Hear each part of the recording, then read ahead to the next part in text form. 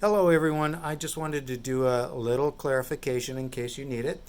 So this is the practice paper for the Apexer assignment, right? And you should be able to do it as long as you follow the directions on the worksheet and you read or you watched the video. I want to remind you on this section of the longer paper, remember it's 12 inches this way. So this is 4 inches down, 4 inches down, and 4 inches down. Draw a line that separates it. Use your ruler to measure 4 inches and 4 inches, 4 inches and 4 inches. Line them up, draw it in, section it, right? And then in this area, you're going to practice taking the first letter of whatever word that you decide is going to be your signature, and you abstract it into something more interesting, but still looks something like a letter.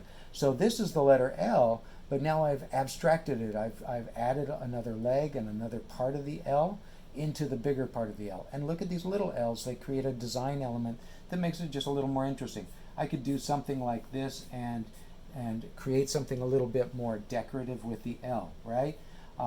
So that I have something that more than just lines.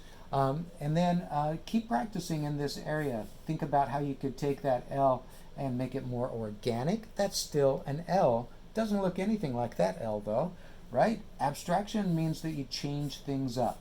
You distort them, you alter them, you leave parts out, you add new parts in,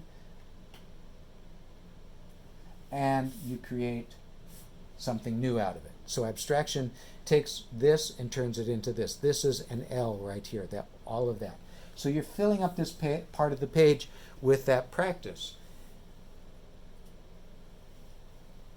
And as the directions say, you're going to label that at the bottom of it. The directions tell you to label it Apexer practice, right? So Apexer practice. So you write that in that section there. And then you take what I really like that one. So you practice putting it with other letters, and maybe it changes too as you do that. It evolves too, and that's a natural course of events for art. So there's my letter L. How can I add an E in with it? There's my E. What about the C of my name? Maybe it's just like that. And the second L, maybe it just does that. How about the A? The I, the R, and another E, right? So filling up that space with more practice, putting all the letters together.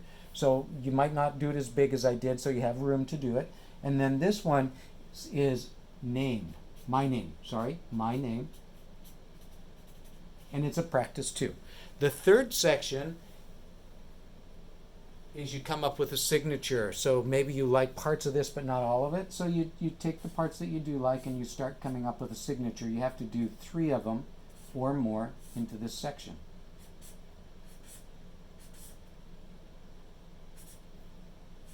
So there's one signature for Leclerc. Oops, I forgot the dot. I kind of like the idea of having some design to go with it to make it more interesting, right? So I can add more into it. So I'm going to practice it 2 more times into this space so I get a really nice final design for my graffiti signature. The next thing is to take this piece of paper, the smaller one, and you're going to do your final design big on the paper and making it look pretty. Taking your time.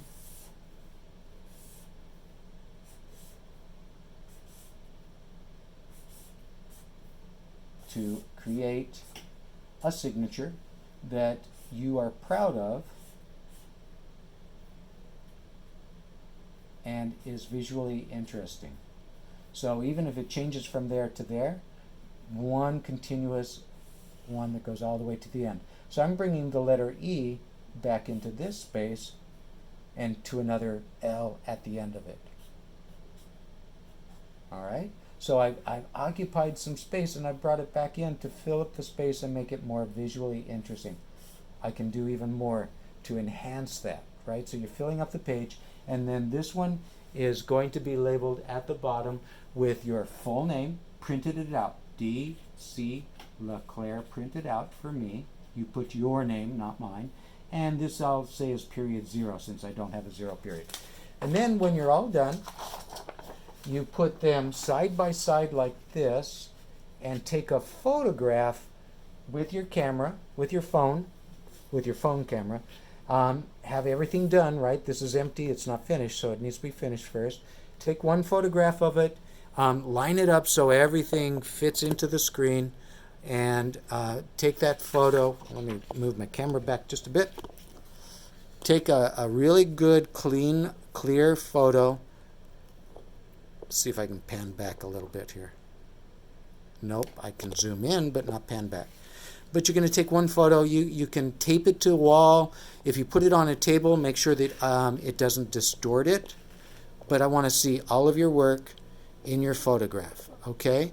And then that you're going to send that as a JPEG to dleclaire@seq.org as a JPEG in an email to me. My email address is on our homepage too. Thanks, guys. Good luck with this. It is due Wednesday, the 26th at 9:59. If you don't finish it before then, remember you still can turn it in, and I don't take a late grade. Goodbye.